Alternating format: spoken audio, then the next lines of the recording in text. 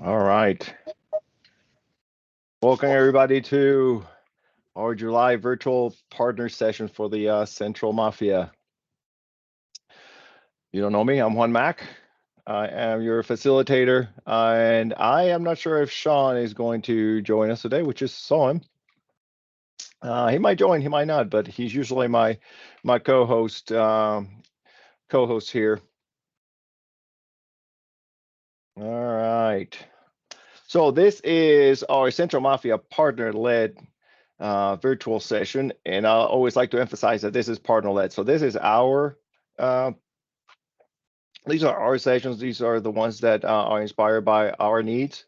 So I would like to remind everybody is if you have any topics, if there's anything that you would like to see or anything you would like to share, if an experience, just let us know.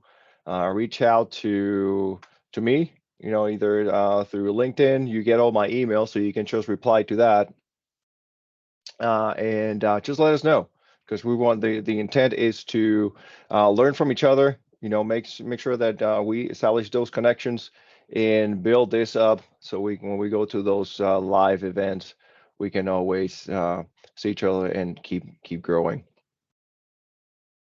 So we do have a partner advisory council. If you see that this slide is a little bit more congested, your eyes are not tricking you. Our advisory council has changed and grown a little bit. Here's chat. So John, Richard, I didn't see you, Richard, and Larry is here. We have a brand new member to the advisory council, Trevor. Trevor's here. He's always been here on those sessions. Jason also just joined, and Heather. And we also have our sponsors, and those are our ConnectWise contact, which is Sean. Sean help us, take all of these ideas, talk to them, and if they have any resources to help us out, we can always talk to him. And Juan has always been very helpful, bringing us insights on how we can improve our group. So we do appreciate their sponsorship and help us with this journey. We do have our Slack channel. If you are not on the Slack channel, I really encourage you to join it. We want to get the conversations going, and it is a great way to stay up to date on what is going on with the community. So a lot of times we will post, there's a lot of questions that take place, comments. If there's anything going on with the upcoming events with our webinars, those will get posted in there probably before the emails go out. So it's a great way to go in there and stay engaged. And all these sessions are always recorded and go into the YouTube channel. So we'll record this and they will be posted in there. So we do have our YouTube Central Mafia channel, so we can go back and review all the previous sessions. Speaking of that, our next month we will have our standard monthly webinar that will be on Thursday. Our sessions are always on Thursday from 3 to 4 Eastern, 2 to 3 Central. So on August 17th will be our regular webinar, and then we'll have the open mic. Usually it is the following Thursday. So those are our dates. As you can see, there's no open mic for July, so we're just taking a quick break from those. We take a break in July and then in December. So in December there will be no open mic, but we'll still have those monthly webinars. In September, the Q3 user group is going to be the same location. It's going to be September 14th, and the registration is actually now open. So if you have not registered yet, you can just go to the actually, you know what? I have it right here because we were just talking about that. I was going to say. I was like, it's still on my screen. Here is the link to the registration, and we just firmed, and there'll be a small tweak on the agenda, but that's pretty much the agenda. So we're pretty excited about the things that we're going to have, and there will be a pre networking event the night before, and this year in this session now, or we'll have a post networking event. So after all the sessions, you can stick around and do a little bit more of networking. So we're excited about that. And give everybody more interactions with each other, and also a little bit more interaction with the vendors. that show up. We do have a call for speakers, so check out the agenda. See all those different topics. If you feel that is something that you can add some content, add some value, provide a little bit of experience, let me know, and we will hook you up with the ConnectWise presenter. So it will be a collaboration between us partners and the education team, and we'll want to make sure is that we listen like those real stories from the field. Like, so we want to hear from the partners, because that's the best way to learn. So, we have the great content from the education team plus the experience from the partners. So this will give you a great opportunity to start in a smaller group. And if you're later interested in presenting at like at Connect, at Secure, or even if you want to do it in one of these virtual sessions, just let us know, and we'll get together and we'll make that happen. Before we get started, I want to make sure that we use the chat in order to participate. If you have any questions, so just use the chat in there to participate. I'm sure Karl will appreciate also some questions about the content that he's going to present. But we want to make sure that we stay engaged. So with that, I am very excited to present to you today's speaker, which is Karl Palachuk. He's here with us from the National Society of IT Service Providers. This was one of the original topics when we met as the advisory council. We were building the content for this year. Scott actually brought this up, and he is a member. And he was a member back then, and he said it will be great to bring them in because they do have a lot of up-to-date topics that impacts us as solution providers, IT solutions providers. And I went ahead and reached out, and lo and behold, I started talking to Karl. I told him that I was starstruck because I was familiar with him, and I told him, like, I read 2 of your books as I was starting this whole MSP journey. So I'm very excited to have Karl here. So it's, like I said, he is the executive director and founder of the National Society of IT Service Providers. He's also an author. He's been on, his great experience when it comes to the MSP industry and the IT field. And I am going to shut up now and let him take the stage, because he has a lot of stuff that he wants to share with us. And I think we're going to learn a lot about what they have to offer and how we can benefit, and what's all the changes in the landscape, that they have a lot of information out there. So with that, Karl, thank you so much for joining us, and I will stop sharing and I'll let you take over. All righty. Thank you, Juan. I do notice that the share button is right next to the leave button. So with luck, I'll do this properly, and I'll still be here in 10 seconds. Let's see. I want to share my screen, and let's see. Window. There we go. So I'm assuming you're seeing this beautiful screen. Got it. All right, very good. So I'm going to go through this fairly quickly because I know I want to leave time for questions, and I know that people will probably have some questions. So I want to make sure we get to that. Thank you for having me, and please don't be starstruck, but please do go buy another 20 of my books. So I appreciate that.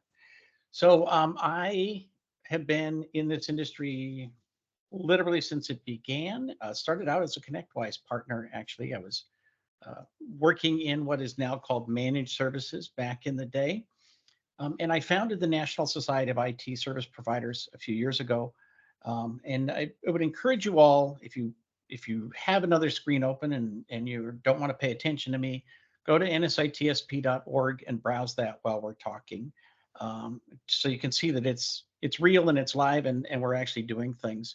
So today I want to talk a bit about kind of some of the issues that we face as an industry, and kind of how we got here, and where I hope we can go going forward. The first thing is that we have a lot of challenges. So, as you all know, there's no surprises. Ransomware has just exploded and become a completely new animal and a new challenge in the last 5 years. It used to be that a ransomware was, you'd have to figure out a way to pay somebody a few $100s. Now it's millions, and you are literally fighting the entire economy of some of the nations in the world, including Russia, China, North Korea. Ransomware is a very serious thing, and as a result, you're stuck on the front end, right? You have to defend your client. You have to educate your client on security is not what it used to be. Recovery is not what it used to be. You have to work with insurance companies. And in fact, sometimes you have to work against your client with the insurance companies and sometimes against the insurance company with your client. And then you're being told by the federal government that you can't actually begin repairing anything until the authorities are involved and on site, and the insurance company won't pay out if you start recovering a system in the wrong order. And it's just getting harder and harder for anybody to choose to be in this business because it's so difficult. And on top of all that, we have regulation and legislation coming down the pike. And there are some people who say, "Oh, Karl, you worry too much." And since the first time I heard those words 3 years ago, over 250 bills have passed or regulations have been put in place with regard to privacy that you have to be the one who does the reporting on, and you have to be the one who implements and make sure that your clients are compliant. So it's real and it's here. We also have, in the last 3 years, a higher than normal attrition rate. We have always got people who are leaving the industry because, they got to be 70, they were done with it, or they've been working for 25 or 30 years. But we had also a higher number of people that chose to say that during the pandemic, I'm done. Like, that's it. I'm going to take one step closer to retirement. And we also have people who don't want to take on the new challenges with regard to security and privacy and so forth. And so they simply don't want to be part of this industry anymore. And the result is that, um, we've got like a 30% turnover in the last 3 years. And normally, believe it or not, that takes 4 or 5 years. And so we have a higher than normal turnover, which means we also have some new people coming into the industry at a somewhat higher rate than normal. And so these people basically have never heard of what we do. And if you think about it, if you were, say, 18 or 20, 25, getting out of school, starting your business, you would have no reason to know the term managed services. Managed services by itself doesn't actually mean anything. You think you're a computer consultant, you think you're an IT nerd or whatever. And so how you define yourself is different. And so it's almost a miracle that you would stumble upon the term managed services and begin using that term to begin your search. If you go to Google and you put in IT consulting, you have to learn that these people, you and me, have a different name for what that is. And so historically, people have just gotten into IT. Many people on this call, myself included, I just happened to be better than anybody I knew at spelling IT. And so I got into it and decided I could make a living at it. And so we haven't had standardized training. I will bet there are no two people on this call who have taken the same path to where they got here today. It's virtually impossible. Some of us get training because we sell Cisco or WatchGuard or SonicWall or whatever. Some of us get training because we want to be Microsoft certified or Novell certified back in the day or whatever.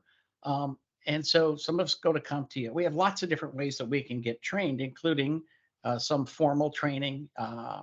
Today, probably the best so-called formal training is happening at community colleges, where they're training people to pass actual exams that they might take someday in the real world. But we haven't traditionally had internships or apprenticeships as part of our industry. And those are pretty normal things in most industries.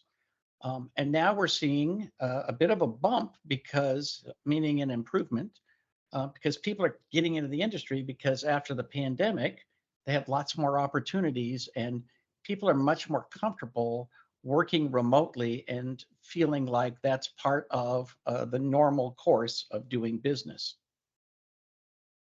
So let's talk about kind of the context of managed services, because we are not all the same people, right? Some of us are from enterprise and some of us are from mid-market, and of course, lots of folks in small and medium businesses. And a lot of people use MSP as a generic term. And so that has led to some problems because many people sell break fix and call themselves managed service providers. They do whatever the hell they want, which is fine, but they call themselves managed service providers. So if you're an actual MSP, if you take control of your client's technology, if you take ownership of it, and you are responsible for everything that's related to technology, well, your reputation is being affected by other people who do a different kind of business. And there's not much we can do about that. But you also have good actors and bad actors. Right now, Brent, go ahead. what do you think? Is there a comment? I just want to make sure, Rob. Oh, I think he's not talking to me. So the right now the federal government is actually suing some MSPs and some of their employees because they've discovered that there are MSPs who are selling their clients' personal data on the dark web. There are people who are really bad actors when it comes to managing their business. They treat their employees like crap. They don't follow through on the contracts they've signed. They don't deliver the services that they are paid to deliver. And again, some of them, they provide break fix, but they call it managed services. So they really have break fix for a flat fee.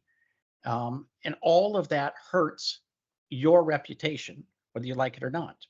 And some people get very defensive, like, oh, I'm already professional. What can you do to make me more professional? There's nothing you could do. I'm already, professional. That's great. But if you're a professional in an industry with a bad reputation, you have a bad reputation. And if I were to say to you, hey, you know what, we should all emulate the automobile sales industry, you would all say, no, no, no, no, no, right? I don't want to be in that industry. I don't want people to think of me that way. But that's what happens when we have bad actors among our own numbers. So we have challenges from the outside and challenges from the inside. And to be honest, it's not all our problem. Sometimes you have clients who will not pay for a firewall, will not pay for a backup system. And when you go on Facebook and LinkedIn and Reddit, and you look at the groups and you see there's a whole lot of people that are saying, I cannot do business with people who are like this. And that's reality. There are people who are like that, and you have to figure out how to walk away from them. But regulators don't know the difference between a good client and a bad client. And regulators are biased to take the side of the consumer, which means they are biased against you and me, the sellers. Tiny bit of history. So in 2020, the state of Louisiana, the Secretary of State, Kyle Ardoin there, decided there are too many cases where we pay somebody to manage the IT of a state agency, and then they have ransomware, and there's no backup, or there's no working backup, or there's downtime for a week or a month. And basically, he had a right to say, what the hell is going on? And so they pushed legislation that defined in law in the state of Louisiana, MSP and MSSP. And I say define, they misdefined those things as people who provide IT services to the state of Louisiana.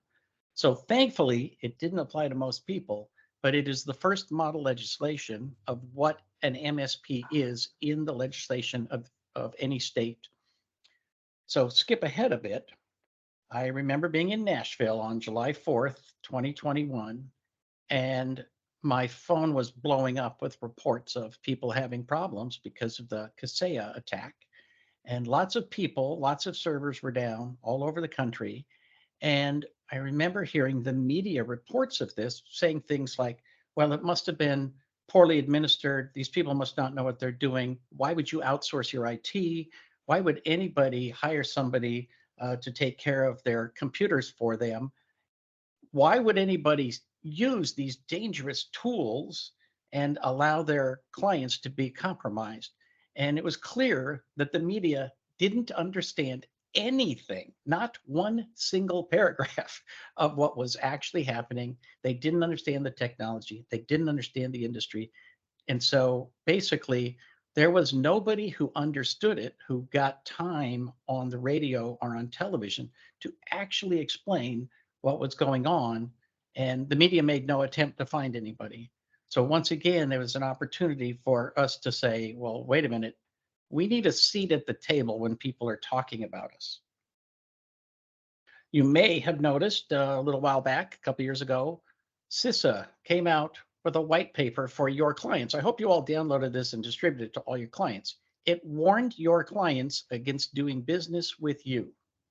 It basically said, here's the risks that are associated with doing business with a managed service provider.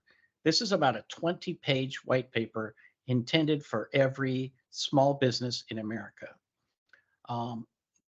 Now, in the last couple of years, every single state legislature has at least one committee with the word cybersecurity in its title.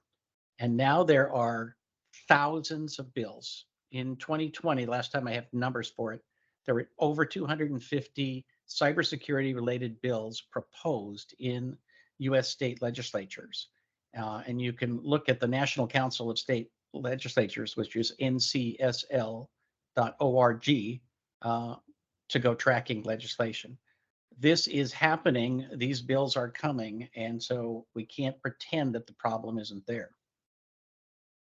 So I wrote some blog posts way back then, and I proposed what I call the 9 pillars of transforming our industry into a profession. You know, our industry is really only about 50 or 60 years old, and it is time for us to think about ourselves as a truly professional industry and not just something where anybody who can spell IT can print it on a card and go into business for themselves. I was talking to my daughter recently. She had been in real estate for about 5 years and she wants to make a change. And so she's scheming about, well, if I become a vet tech or a veterinarian, I have to do this, this, this. And if I take this path, I'm going to do that. And I go to this school or that school. This one is certified. This one has certain exams. This one, the classes are all valid. And this one I have to challenge, through tests and whatever. It was a long, lengthy discussion about what it takes to become a veterinary technician. And I told her, man, you should go into IT because all you have to do is print up a business card on Vistaprint and you are an IT consultant. And unfortunately, that's what many people have seen our industry as. So here are what I consider the core pillars of a successful business and an industry that builds successful businesses. The first thing is you have to have a profitable business model. If you don't make profit, you're not going to stay in business very long. And I will say with one caveat, and that is when I started training people and writing books, I looked around and I noticed many people run their businesses off credit cards. And Paul Dipple and his group will say on and on and on every time they put out a report, 25% of the people in this industry do not make a profit, which means they're either going out of business or they're living off of cash flow and credit cards. And that is not a successful, sustainable business model. So we need to promote a sustainable business model. And I think, in my opinion, managed services should be maintenance focused. Backup and maintenance are the foundation of that. I think we need a strong emphasis on education and certification. And, there's lots of stuff out there, but it's all spread all over the place. And I don't really much care what certifications people get, but I would like to go back to where we were 10 years ago. 10 years ago, I think everybody on this call who was in business back then was a Microsoft certified professional, and you were probably a Microsoft certified partner. And there hasn't been a really good standard way for people to step back into that world of certification. A lot of people are certified with Cisco or with other people, but we need to really push this as a way for us to brag to each other about our competence and to demonstrate that we know what we're doing. We also need strong ethics. Right now, there's a discussion about whether or not a major player in the industry should be allowed to take public domain software, build it into their system, and not compensate the people who design the software. And no matter where you come down on that, that's an ethical discussion I'm happy that we are having in our industry.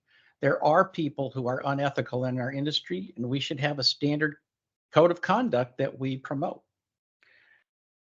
We also need to defend client systems.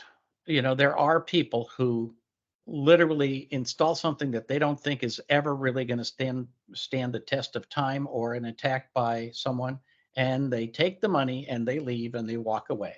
Now, clearly, those are not managed service providers, but defending a client system means we have to at least offer a backup system, whether they choose to buy it or not. And then you have to think about what our greatest challenges are, which today frequently involve insurance companies, but they also involve other bad actors and some problems that we have with regard to regulation and other things going on. So regulation is going to happen. And this is both at the statutory level and at the state and federal levels. The way that's divided out becomes pretty clear. Right now, the federal government is dealing a lot with privacy issues, and they are leaving contracts to the states, which is probably appropriate.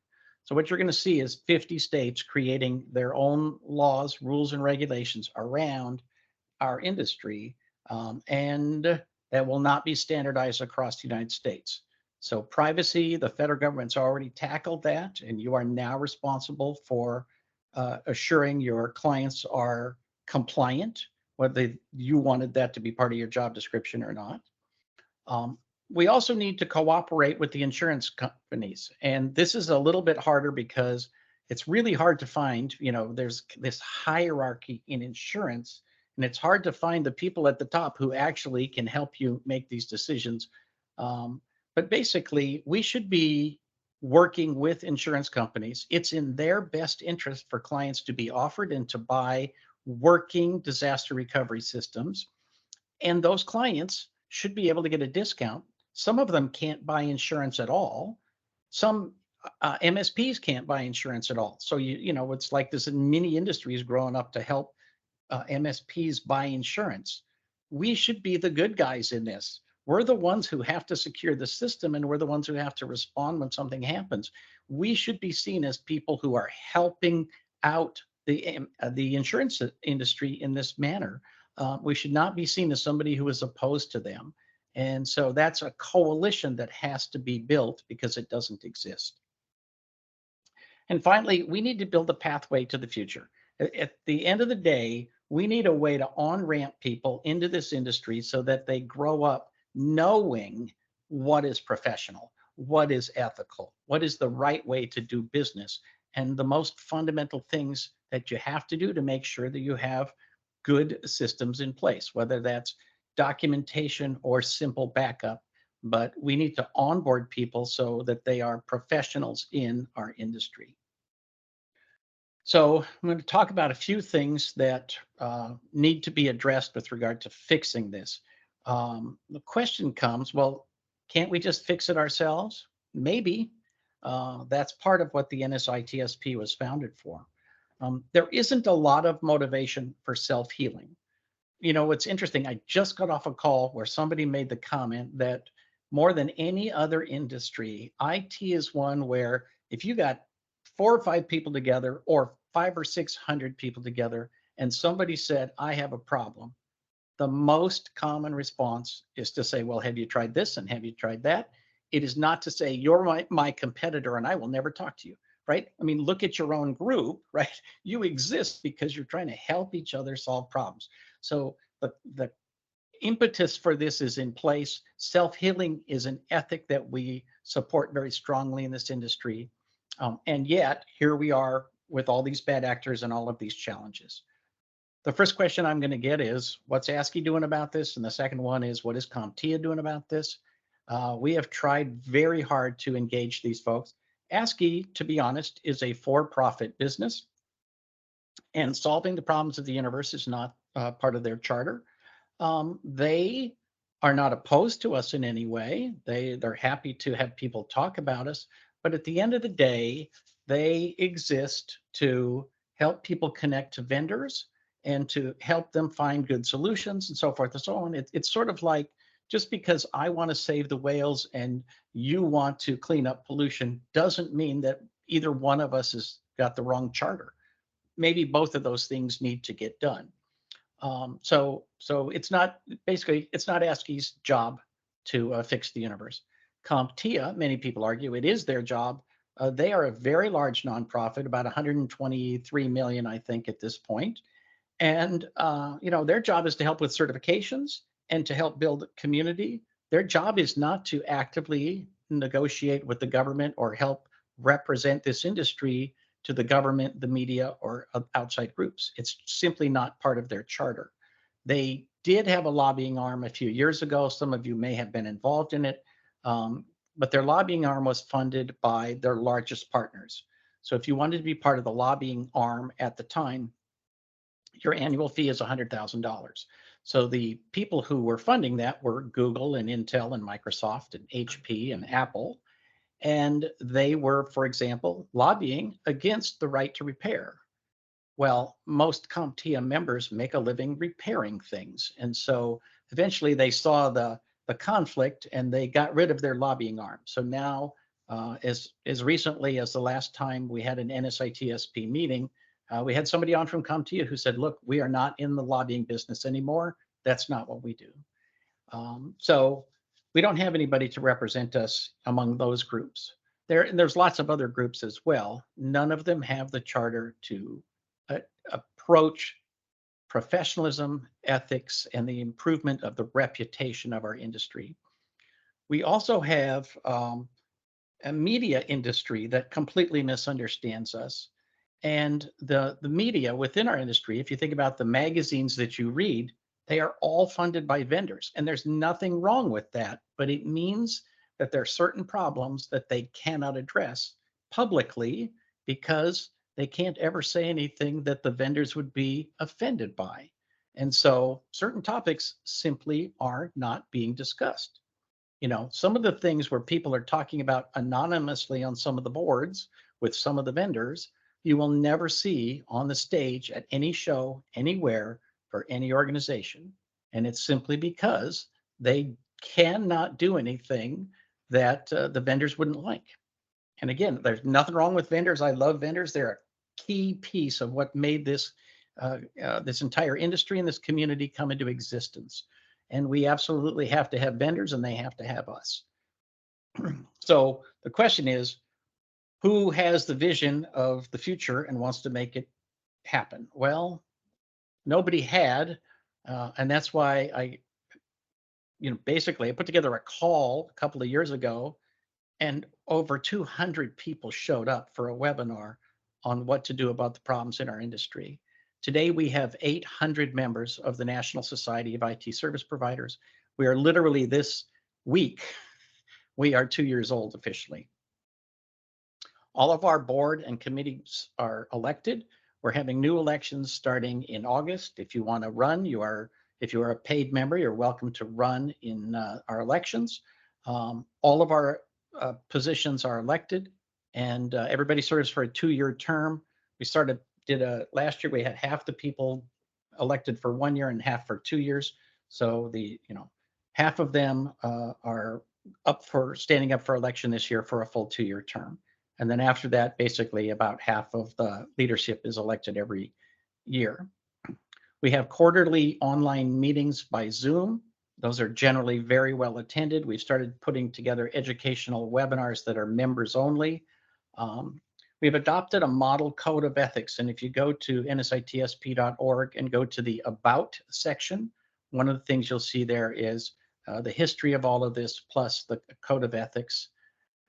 And we are member driven from the start. So early on, the membership and some of the committees made some requests of the board. And even though the board was like, well, I think we should discuss it, they decided we'll discuss it after we implement what the members want. And then we will ask those committees if they'd like to have a further discussion of it. So literally from the get-go, We are not driven from the top down, as many organizations are. We're driven from the bottom up, from the members up to the board of directors. Our vision, as we adopted a couple years ago, is to provide pathways to establish high standards and ethics and to improve the perception and credibility of the IT industry. Our vision is to be the voice of the industry, defining the standards for professionalism in IT services.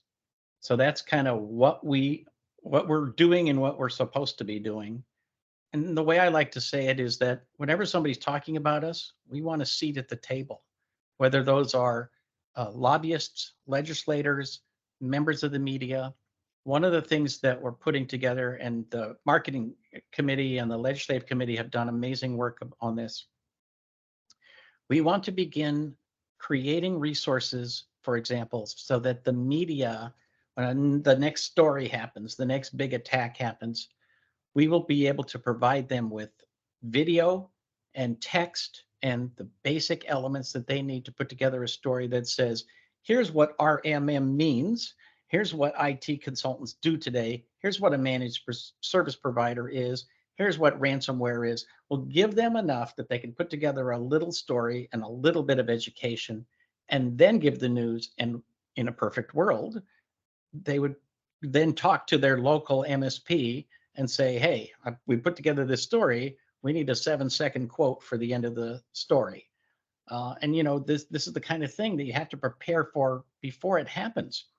The only thing we know for sure, it absolutely will happen again. And we need to be there. In 2021, we were not there. And the media ran whatever the hell story they wanted to run and said a lot of really stupid stuff about our industry because they simply didn't know.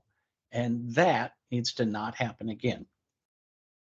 So going forward, we want to participate in what the future of our industry looks like. And the way that I put it is that you can either let this happen to you, or you can participate in whatever the future looks like, whether that's legislation, working with insurance companies, educating the media, educating our own members so they know how to talk to the media. We put on a webinar last month that's, as far as I know, is the first in our industry.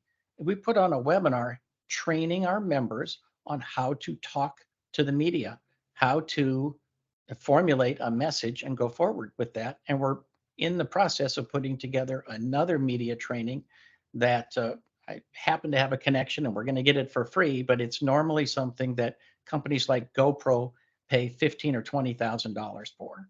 So we are working hard to educate our members to actively participate in their own well-being. I love this quote. It is not enough to stare up the steps. We need to step up the stairs. And that's where we are in our industry. It is enough to say, look, I got all these problems and I don't know that I have a solution to it. But at the end of the day, we can find a solution, but we have to work together as a group. And I don't have the answers, and I don't pretend to have the answers.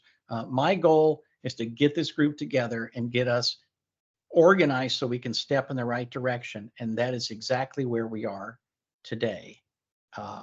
Please take down my email, scan that QR code. Joining as a business starts at $150 a year, which is the cheapest thing that you can buy in this industry. And that allows you to have a voice, to sit on a committee, to vote in our elections.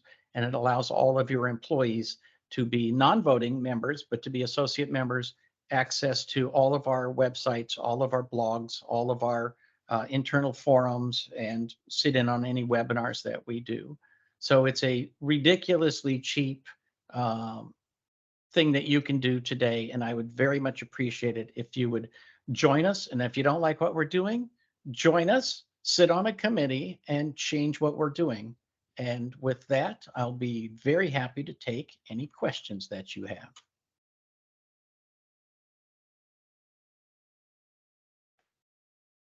Now I have to take a breath and drink a cup of coffee.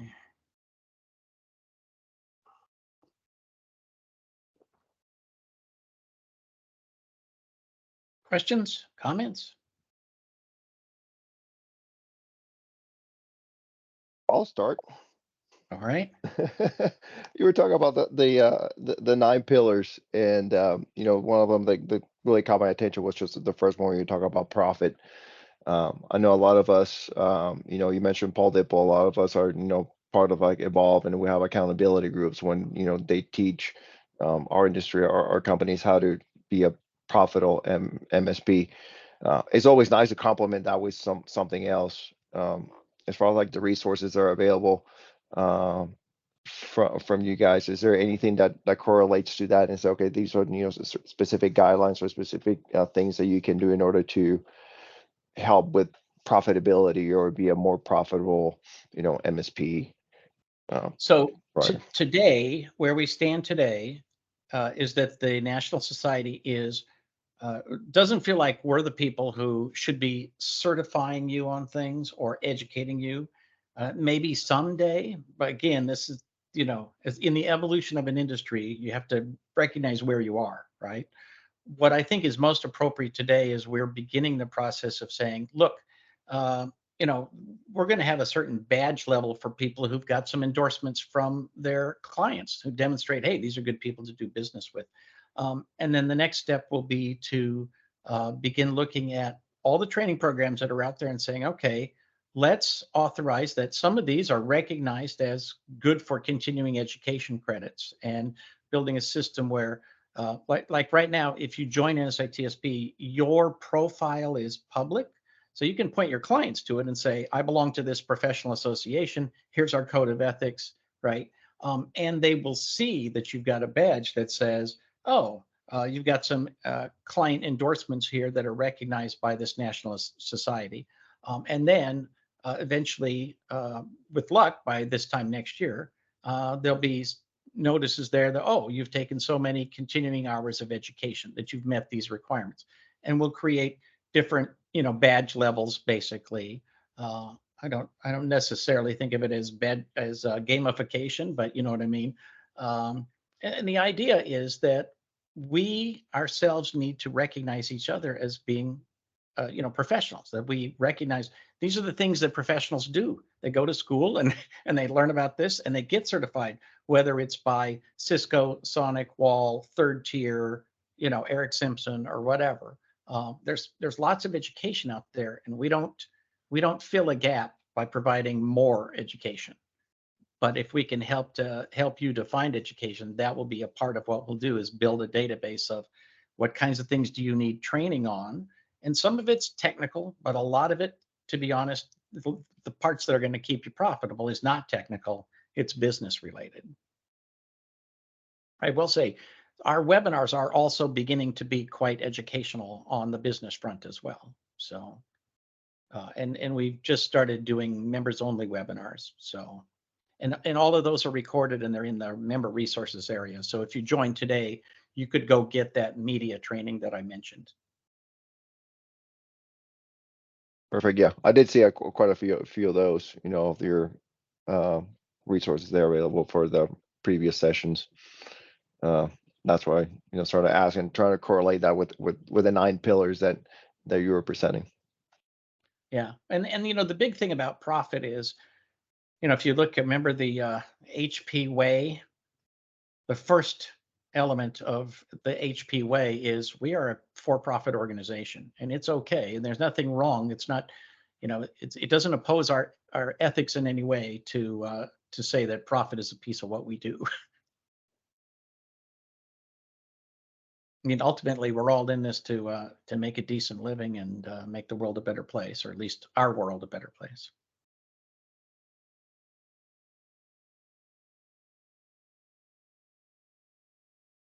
I can't believe there are no more questions. I've never seen IT people without questions.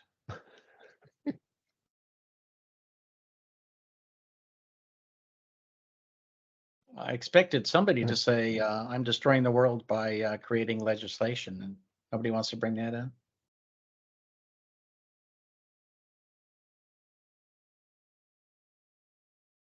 I will say that I'm surprised that your little talk earlier about the insurance companies and how we need to be looked at as like an asset to them guys. Kind of like in the collision industry, they have DRPs or preferred vendors and things like that, that link in with those insurance companies and then those collision places, do the repairs there. Somehow we need to get looked at because we do provide a value for these guys, for saving these networks and things like that, and then discounts and things like that. So I don't know how that gets done, but to me, a vendor or, an MSP that, takes the time to do all these certain things, disaster recovery, things like that, kind of should be rewarded somehow with these insurance companies. And I mean, not necessarily steering, but, Right. I agree. And eventually, like I say, we're trying to find the right people to talk to, because ultimately, even though it looks like there's a million insurance companies, the way it's tiered, there's only about 3 people in the United States that make all the decisions, and we got to find one of them, right? So, but if you think about, like, Trevor, you might, I don't, have you guys had Mike Semmel on recently? Semmel Consulting. So Mike wrote the HIPAA Headaches book, and he's just phenomenal about, compliance and how to build your business around compliance.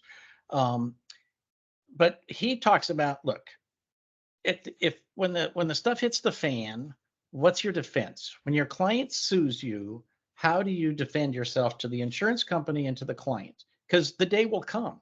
We've already seen, some people are talking about the lawsuits.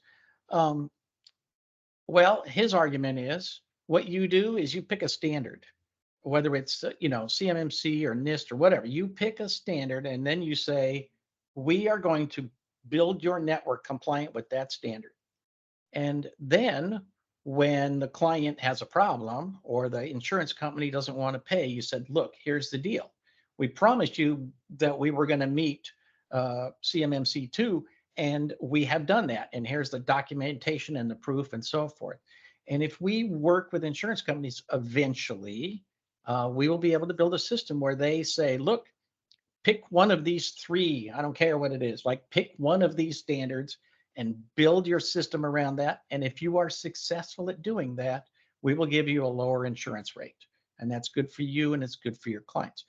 Personally, and this is not the NSITSP, this is me, but I have some influence. I think that we should try to work to have the insurance companies and the state legislatures probably have to get in on this, to acknowledge that if we offer backup services and our clients decline them or will not pay for them, then we should be relieved of being involved in lawsuits or insurance payouts. Because very honestly, we've done what we can do. And if, and I go back to the state of Louisiana.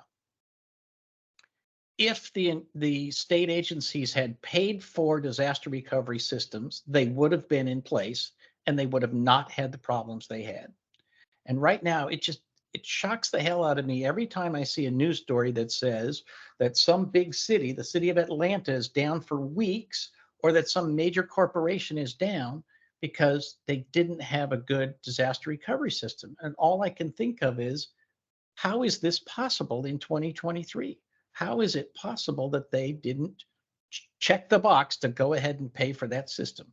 And I know some systems are more complicated than others, but in SMB, we actually can build a system that will get somebody back in business, at least by the next day, if not the next hour. That may not be possible in large businesses. It's absolutely possible in small businesses, and every state agency is a small business. Well, most state agencies are a small business. A handful of them are gargantuan. But so I think we could do it. We could build that system, and we just have to, work with the people who make those decisions. Some of them are in government, and some of them are in insurance companies. But ignoring the problem will not make it get any better. So again, it's sort of like, this is going to happen. Do you want it to happen to you?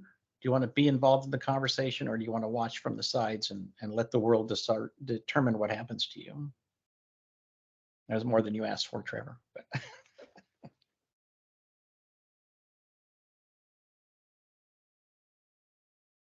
other comments or questions?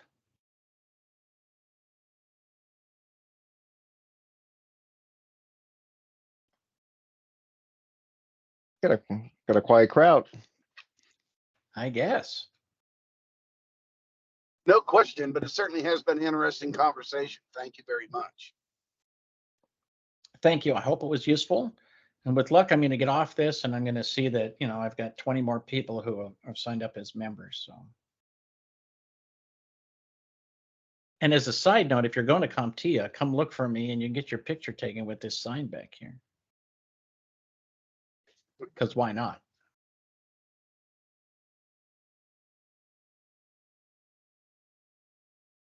And I am posting there on the chat just a link to the membership. Thank you. Yeah, for if anybody's And we interested also in have, I think it's August 9th, the first Wednesday in August. We have an open member meeting. Absolutely, every one of you is welcome to attend. See the reports from the committees and the board and so forth of what we're up to. Right now, as we speak, this week we have done the 4th interview of 4 candidates to hire an association management company to help run the organization. I've been running it mostly out of my back pocket and mostly out of my own company. But we're now at the point where we're going to hire somebody to, manage the day-to-day operations so that I can work with the board and focus on the kind of the philosophy of where we're going and where we want to go and how to get there. Good luck. Thank you.